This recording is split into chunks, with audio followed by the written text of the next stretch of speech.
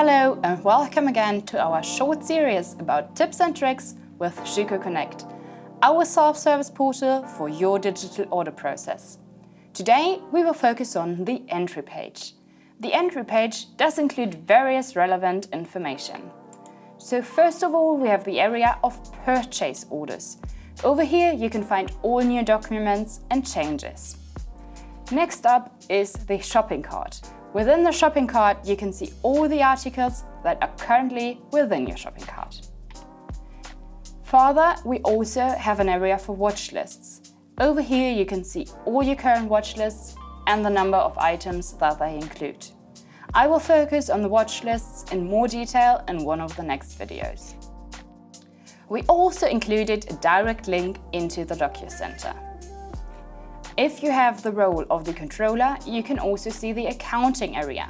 The accounting area does include open invoices and overdue invoices, including their amount. We also have a delivery preview. Over here, you can see your deliveries in the upcoming weeks. And last but not least, we also included a feedback area. Over here, you're very welcome to leave your general feedback about Shuko Connect. Unfortunately, it is not meant to leave help requests over here.